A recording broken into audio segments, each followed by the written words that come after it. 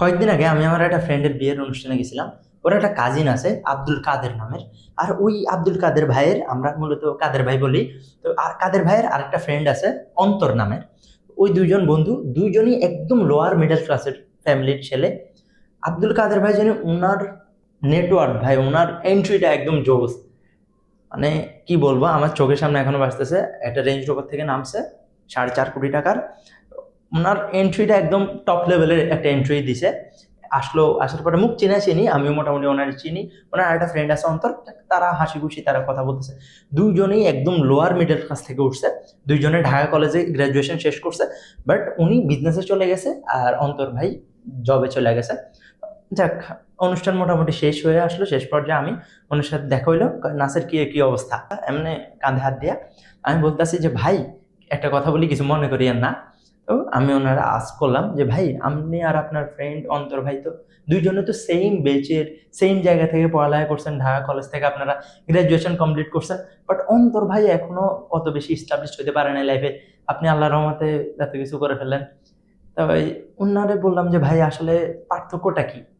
তো উনি আমারে বলল যে নাসের, শোন, একটা মানুষ ধনী কিন্তু টাকা দিয়ে হয় না। প্রথমত একজন মানুষ ধনী হয় তার চিন্তা ভাবনা। মানে ওনার কথাগুলোর স্টাইলটা এরকম ছিল, আমার জাস্ট এত দারুণভাবে সুন্দরভাবে আমাদের বুঝাই বলছে বিষয়টা। একজন মানুষ টাকা দিয়ে কখনোই ধনী হতে পারে না। টাকা তো কত মানুষ লটারি পায় না, লটারি পাওয়ার পরে দেখোস না কত মানুষ লটারি পায়, লটারি পাওয়ার পরে সে আবার দেখবি আগের জায়গায় চলে আসে, কয়েক বছর রিচ থাকে, তারপরে আবার আগের জায়গায় চলে আসে। বাট এইটা তোরে বড়লোক বানাবে না। তুই যদি লিটারেলি আসলেই বড়লোক হইতে চাস, প্রথমত তোর চিন্তা ভাবনাটা পাল্টাইতে হবে। ওনার কথাটা জাস্ট আমার বুকে লাগছে এই জায়গাটায়, আমার থেকে খুবই ভালো লাগছে। তারপরে আমার একটু সুনাম করলো, দেখছিলাম। মানে উনি বলছিল যে দেখছি তুই ভিডিও বানাস, দেখ ভালো করতেছস, কর, চালাই যা, যাক অ্যাপ্রিসিয়েট করলো। অ্যাপ্রিসিয়েট করলে আসলে ভালো মানুষটা সবসময় চায় যাতে সবকিছু ভালো করে। তো আমি আজকে আমার আসলে মূলত ওই কনসেপ্টটা বলছি, জাস্ট আপনাদের চিন্তা ভাবনাটা একটু ডিফারেন্ট নেওয়ার কারণে। কারণ বর্তমানে বাংলাদেশে আমরা যারা আছি, আমরা ট্রেডিংটারে এত বেশি গ্লোরিফাই করে ফেলছি যে মনে হইতেছে ট্রেডিং ছাড়া এই দুনিয়াতে আর কিছু এক্সিস্ট করে না। আমি একটা কথা বলি ভাই, যার অলরেডি 1 লাখ টাকার একটা স্যালারি আছে, যে অলরেডি বউ বাচ্চা নিয়ে খুশি আছে, যার অলরেডি সবকিছু আছে মোটামুটি আল্লাহর রহমতে, একটা বিজনেস রান করতেছে, মাসে 10, 15, 20, 30 হাজার টাকা কামাইতেছে, তার দরকার কি যে এত কষ্ট করে ট্রেডিং এর এত কিছু শেখা, এত কষ্ট করে ট্রেডিং এর স্ট্র্যাটেজি মেক করা, প্রতিদিন চার্টের সামনে বসে থাকা, ঘন্টার পর ঘন্টা কয়েক ঘন্টা বসে থাকে ট্রেড নেওয়া, প্রফিট হবে নাকি লস হবে, ইনসিউরিটির মধ্যে ভুগা, নিজের টাকা লস করা, দরকার কি? তো আমার মতে বাংলাদেশে যে ইনভেস্টিং এক্সিস্ট করে, আমরা যে বাংলাদেশ থেকে গ্লোবালি ইনভেস্ট করতে পারবো এগুলাও তো আমরা জানি না, অথবা আমরা জানিও না যে বাংলাদেশের কয়টা ইনভেস্টিং সিস্টেম আছে। তো আজকে আমার মূলত টার্গেট থাকবে এই ভিডিওর মধ্যে আপনাদেরকে একটা ক্লিয়ার রোডম্যাপ দেওয়া, যে আপনারা কিভাবে ইনভেস্টিং করতে পারেন, কয়টা ইনভেস্টিং প্ল্যাটফর্ম আছে, কোন কোন জায়গায় আপনারা ইনভেস্ট করতে পারবেন, এবং ইনভেস্টিং এর যে একটা থট প্রসেস আছে, আজকে আমি ট্রাই করবো যে আমার প্রসেস, যেই চিন্তা ভাবনায় আমি চলি, আমার যে একটা লং টাইম ভিশন আছে ইনভেস্টিং নিয়ে, আপনাদেরও ওই লং টাইম ভিশনটা চলে আসুক ইনশাল্লাহ। আজকে এই ভিডিওর মধ্যে আমি এটা প্রুফ করে দেখাই দিব। সো আজকে আমরা মূলত ইনভেস্টিংটা শিখবো। প্রথমত যদি আমি আসি, হোয়াট ইজ ইনভেস্টিং? এক কথায় টাকা দিয়ে টাকা বানানো। দুনিয়াতে টাকা অনেক আছে, বাট আপনার টাকাটা নেওয়ার মতো যোগ্যতা দরকার। প্রথমত তো আপনি টাকা ইনকাম করতেছেন, বাট টাকা দিয়ে টাকা বানানো হয়, এটা আপনারা কে বলবে আই ডোন্ট নো, বাট টাকা ছাড়া টাকা কখনোই বানানো সম্ভব না। টাকা বানাইতেও টাকার প্রয়োজন। সো ইনভেস্টিং হচ্ছে এমন একটা পারপাস যেটা থ্রুতে আপনার কোনো কষ্ট হবে না, আপনার ওভার কোনো স্ট্রেস নিতে হবে না। আপনি জাস্ট একটা কোম্পানির ভালো ফান্ডামেন্টাল দেখছেন, অথবা আপনি মিউচুয়াল ফান্ডে ইনভেস্ট করতে পারেন, অথবা আপনি ইটিএফস কিনতে পারেন, অথবা আপনি গ্লোবালি স্টক মার্কেটে ইনভেস্ট করতে পারেন। অনেকগুলো অপশনস অ্যাভেলেবেল থাকে আমাদের জন্য। সো আমরা একটু জানি যে কয়টা অপশন আমাদের জন্য অ্যাভেলেবেল থাকে। আমরা যেহেতু একজন বাংলাদেশি পার্সন, আমরা বাংলাদেশি হিসাবে আমাদের কাছে কয়টা অপশন থাকে, এবং যারা বিদেশে থাকেন আপনাদের জন্য তো আরো বড় একটা সারপ্রাইজ আছে, কারণ আপনারা গ্লোবালি ইনভেস্ট করতে পারবেন, আমি বলে দিব ইনশাল্লাহ। সো প্রথমত, বাংলাদেশের ইনভেস্টিং এর একদম কোর হচ্ছে 5টা জিনিস আছে, 5ভাবে করা যায় বাংলাদেশ থেকে ইনভেস্টিং, 5 স্টেপ। 1 নম্বর স্টেপটা হচ্ছে ব্যাংক ফিক্সড ডিপোজিট। ওকে, এটা হচ্ছে কি ফিক্সড ডিপোজিট, আমরা যেটা করি স্বাভাবিকতা ফিক্সড ডিপোজিট। এই জায়গায় রিস্ক খুবই কম, রিস্ক নাই, নো রিস্ক। ওকে, এই জায়গায় কিন্তু রিস্ক নেই, কোনো রিস্ক নেই, আপনি রিস্ক নিয়ে কোনো চিন্তা করতে হবে না, নো রিস্ক। ওকে, ব্যাংক ডিপোজিট, ফিক্সড ডিপোজিট যেটা, এটাতে কোনো রিস্ক নেই।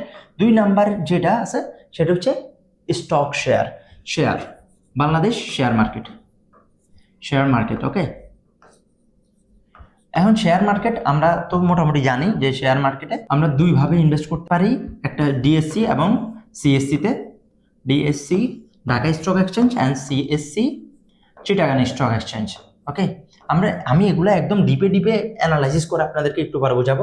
আগে জাস্ট স্টেপগুলো বলি, তারপরে আমরা একে একে করে সবগুলোর ভিতরে যাব। ব্যাংক, ফিক্সড ডিপোজিট আপনি শেয়ার মার্কেটে ডিএসসি সিএসসির মধ্যে করতে পারেন। এই জায়গায় রিস্ক বেশি, high risk, high risk, high return, high return. Okay, high risk, high return. 3 নম্বরে স্বাভাবিকত মিউচুয়াল ফান্ড আমরা ধরতে পারি, mutual fund, mutual fund. Fund কিন্তু মিউচুয়াল ফান্ড আমি এটার যে কথা বলতেছি এটা মূলত বাংলাদেশ থেকে আপনি করতে পারবেন। আপনার মোটামুটি কম risk, low risk, no risk না, লো রিস্ক, লো রিস্ক আর low profit. Okay, low profit মানে কিন্তু এরকম না যে ব্যাংকের মতো, ব্যাংক থেকে বেশি প্রফিট দেয়, অ্যাপ্রক্সিমেটলি 12-13% দেয় প্রায় ইয়ারে, লো প্রফিট। Okay, low profit. 4 নম্বরে হচ্ছে ইটিএফস অ্যান্ড গোল্ড, যারা গোল্ডে ইনভেস্ট করতে চাইতেছেন, gold and ETFs, ETF. Okay, এই জায়গাও মোটামুটি আপনার লো রিস্ক, লো প্রফিট না, low risk and high profit, কারণ এই জায়গায় প্রফিট হওয়ার সম্ভাবনা বেশি থাকে, হাই প্রফিট। কারণ ইটিএফ হচ্ছে সবগুলো কোম্পানির সমন্বয় তৈরি হয়, তো এই জন্যই। 5 নম্বরে real estate and business, business. তাহলে আপনারা মোটামুটি বুঝছেন এই 5টা স্টেপে আমরা ইনভেস্টিং করতে পারবো বাংলাদেশ থেকে। ওকে, এবার আমরা আসি ফিক্সড ডিপোজিটে। ফিক্সড ডিপোজিট কীরকম, একদম সোজা সাপটা হিসাব। ফিক্সড ডিপোজিট, ব্যাংকে ফিক্সড ডিপোজিট অথবা সঞ্চয়পত্রতে আপনি ইনভেস্ট করতে পারেন, নো রিস্ক, নো রিস্ক, একদম রিস্ক নাই, রিস্ক একদম নাকে বরাবর। কারণ ব্যাংক যদি ব্যাংকরাপ্ট না হয়, ব্যাংকে যদি টাকা শেষ না হয়, তাহলে আপনার টাকা কিছু হবে না, আপনার টাকা সেফ থাকবে। ওকে, 2 নম্বর হচ্ছে শেয়ার মার্কেট। শেয়ার মার্কেট হচ্ছে এটা বাংলাদেশের share market, DSC and CSC, high risk high reward. এখন সিএসসি এবং ডিএসসিতে আমরা কি করতে পারি, আমরা যে কোম্পানিগুলো আছে ধরুন বসুন্ধরা, ওয়ালটন, বড় বড় কোম্পানি, ভ্যাকসিনকো, গ্রামীণফোন, রবি, যতগুলো কোম্পানি লিস্টেড আছে স্টক মার্কেটে, আমরা আমাদের ফান্ডামেন্টাল অ্যানালাইসিস করতে পারি, আমরা আমাদের থ্রুতে টেকনিক্যাল অ্যানালাইসিস করতে পারি। অ্যানালাইসিস করার পরে বাংলাদেশি মার্কেটের অ্যাকর্ডিংলি আমরা ওই জায়গায় ইনভেস্ট করতে পারবো, ইকুইটি ইনভেস্টিং, যে জায়গায় আমাদের টাকাটা কখনোই জিরো হবে না। একটা লং টাইম যদি আমাদের ভিশন থাকে, তাহলে আমরা ডিভিডেন্ডও পাবো। দ্যাটস দ্য মেইন পয়েন্ট, আমরা বাংলাদেশ স্টক মার্কেট থেকে ডিভিডেন্ড পাবো। তো আপনারা যদি না জানেন যে ডিভিডেন্ড, এখন ডিভিডেন্ড কি, ডিভিডেন্ড হচ্ছে কোনো কোম্পানি যখন প্রফিট করে, ধরেন একটা কোম্পানি এই বছর প্রফিটেবল কোম্পানি হিসাবে গণ্য হয়েছে, তো ওই কোম্পানি যখন অ্যানাউন্সমেন্ট করবে, তখন ওই কোম্পানির একটা অংশ, যে অংশটা আপনি কিনছেন, ওই অংশ অনুযায়ী আপনি যত টাকা ইনভেস্ট করছেন, ওই অংশ অনুযায়ী আপনার ব্যাংক অ্যাকাউন্টে টাকা চলে যাবে। This A dividend. এটা কিন্তু আপনার শেয়ারে কিছু হবে না, আপনি 1000টা শেয়ার কিনছেন, 1000টা শেয়ারই থাকবে, বাট আপনার অ্যাকাউন্টে আলাদা করে ধরেন 5-10 হাজার টাকা চলে যাবে আপনার ইনভেস্টমেন্ট অনুযায়ী। আপনার যদি 5, 10, 20, 30 লাখ টাকা ইনভেস্ট থাকে, তাহলে হতে পারে যে আপনি ডিভিডেন্ড 1 লাখ টাকাও পেয়ে যেতে পারেন। সো এটা ইয়ারলি দেওয়া হয়, ইয়ারলি একবার আপনার ডাইরেক্ট ব্যাংক অ্যাকাউন্টে চলে যাবে ওয়্যারের থ্রুতে। ওকে, সো ডিভিডেন্ড আমরা মোটামুটি বুঝছি, এটা অনেক ভালো একটা ফ্যাসিলিটিস বাংলাদেশ স্টক মার্কেটের। Same mutual fund, mutual fund মূলত কি, মিউচুয়াল ফান্ড হচ্ছে আমরা অন্যকে দিয়ে ট্রেড করাই, যারা এক্সপিরিয়েন্সড। ধরেন আমি মোটামুটি এত কিছু জানি না, আমার কাছে এত ডাটা নাই, যাদের কাছে ডাটা আছে মিউচুয়াল ফান্ড। মিউচুয়াল ফান্ড মূলত গ্লোবালি যদি আমি মিউচুয়াল ফান্ড বলি, তারা অনেক বড় ক্যাপিটাল নিয়ে ট্রেড করে, মানে হাজার হাজার কোটি টাকা নিয়ে ট্রেড করে, তারা পুরো মার্কেটকে লড়াই ফেলে, তারা মার্কেটে পুরো ম্যানিপুলেশন করে, পুরো মার্কেট একবার উপরে উঠে একবার নিচে নামায়, এটা পুরোটাই ম্যানিপুলেট করা হয় mutual fund, pro trader, hedge fund, এদের দ্বারা। ওকে, সো মিউচুয়াল ফান্ড বাংলাদেশের ক্ষেত্রে মিউচুয়াল ফান্ড হচ্ছে এক কথায় আমরা যে টাকাটা দিব ওই টাকাটা এক্সপার্টরা বিভিন্ন স্টকে লাগাবে, তারা শর্ট সেল করবে, লং বাই করবে। তো এই থ্রুতে তারা কি করবে, তারা আমাদেরকে বছরে ইয়ারলি ডিভিডেন্ড দিবে, অথবা আপনি বলতে পারেন যে 12% রিটার্ন, 14% রিটার্নও দিয়ে থাকে অনেক সময়। সো মিউচুয়াল ফান্ডও অনেক ভালো একটা অপরচুনিটি। আর গোল্ড অ্যান্ড ইটিএফ, যেটা ইটিএফ অ্যান্ড গোল্ড, আমি একটু আপনাদেরকে বোঝাই বলি বিষয়টা। বাংলাদেশে কিন্তু কারেন্সি রিলেটেড সমস্যা আছে, বাংলাদেশ থেকে আপনি গ্লোবালি কিছু করতে পারবেন না। সো এই জন্য আপনার একটা ব্যাংক অ্যাকাউন্ট লাগবে, যে ব্যাংক অ্যাকাউন্টটা বিদেশি হইতে হবে, অবশ্যই বিদেশি অ্যাকাউন্ট আপনার নামেই থাকতে হবে। যারা বিদেশে আছেন অবশ্যই তাদের জন্য, আপনারা যারা বিদেশি ভাইরা আছেন তাদের জন্য। তো এটা অনেক বড় একটা অপরচুনিটি। এটা মূলত আইবিকেআর, ইন্টারন্যাশনাল ইন্টারেক্টিভ ব্রোকার, আইবিকেআর এর থ্রুতে করা হয়। আইবিকেআর আপনারা চাইলে সার্চ দিতে পারেন, আইবিকেআর লিখে সার্চ দিলেও হবে, চলে আসবে ইন্টারেক্টিভ ব্রোকার। সো ওটা থ্রুতে, ওটা হচ্ছে গ্লোবালি, ওটা নাসদাকে লিস্টেড। স্ক্যাম নিয়ে কোনো কথা নাই, এক্সনেসের থেকে কয়েক শগুণ ভালো এটা, মানে কয়েক শগুণ কি হাজার গুণও বলতে পারেন। তো এটা হচ্ছে গ্লোবাল ইনভেস্টিং, যারা ইউএস এর বড় বড় কোম্পানিগুলোতে ইনভেস্ট করতে চাইতেছেন, টেসলাতে, গুগলে, এরপরে আপনার মেটাতে। আমি একদিন দেখাইছিলাম যে আপনারা কিভাবে করবেন। সো ওইটা আপাতত মনে হয় আমার চ্যানেলে এখন নাই। তো ইনশাল্লাহ আমি সামনে আবার সিরিজ আকারে আপনাদেরকে ওগুলো শিখে দেবো, কোনো চিন্তা করিয়েন না। আপনারা এই চ্যানেলের সাথে থাকেন, আপনারা এত ভ্যালুয়েবল নলেজগুলো পাবেন যেগুলো ইনশাল্লাহ পুরো বাংলাদেশের কেউ আপনাদেরকে দিতে পারবে না, এটা আমি 100% শিওর। কারণ গ্লোবালি ইনভেস্টিং শুধু সবাই বলে, বাট কেউ করে না। আমি আপনাদেরকে দেখাই দিব যে কিভাবে করবেন, এক একটা পয়েন্ট ধরে ধরে শিখাই দিব ইনশাল্লাহ, আপনারা শুধু একটু ধৈর্য ধরবেন। তো এইটা থ্রুতে মূলত আমরা ইটিএফস কিনতে পারি। ইটিএফস কি, অনেকগুলো কোম্পানির কম্বাইন্ড একটা শেয়ার। ধরেন নাসদাক, আমরা দেখি না যে নাসদাক 50, এরপরে আপনার ইন্ডিসিস 50, বড় বড় কোম্পানির 50টা কোম্পানির সমন্বয়, US 30 আমেরিকান 30টা কোম্পানির সমন্বয়, যে ইন্ডিসিসটা গঠিত হয়েছে US 30, আমরা ডাইরেক্ট US 30-কে কিনতে পারবো। সো এগুলো কম দামে আমরা ভালো রিটার্ন পাবো, সেটাই হচ্ছে ইটিএফ। অ্যান্ড এই জায়গায় লো রিস্ক কম হয়, কারণ লং টাইমে এটা কখনোই নিচে নামে না। কারণ যদি একটা ধরেন একদম সাপোজ ইন্ডিসিস হচ্ছে ধরেন একটা দেশের টপ 30টা কোম্পানি, আপনার কি মনে হয় টপ 30টা কোম্পানি থেকে যদি বাইরে হয়ে যায়, ধরেন গুগল এখন টপ 30টার ভিতরে আছে, তাহলে আপনার টাকা গুগলে আছে সাপোজ। তারপরে ধরেন গুগল টপ 30টা থেকে বাইরে গেছে, তাহলে অন্য কোম্পানি টপ 30-এর ভিতরে ঢুকবে না? ইয়েস, আপনার টাকাটা এখন তাহলে ওই কোম্পানিতে আছে। এক কথা আপনার টাকাটা উপরে আছে একদম। যে জায়গা থেকে কোম্পানি যদি বাইরে যায় তাহলে বাদ, কোনো সমস্যা নাই। যদি আপনার ইন্ডিসিসে লস হয়, লস হওয়ার কোনো প্রবাবিলিটি নেই। কখন লস হবে জানেন? পুরো দেশের জিডিপি নামে যেতে হবে। পুরো দেশের জিডিপি যদি নামে যায় তাহলে আপনার যে ইন্ডিসিসে লস হবে, তাহলে আপনার ইটিএফসে লস হবে। আদারওয়াইজ ইটিএফে লস করার কোনো সম্ভাবনাই নেই।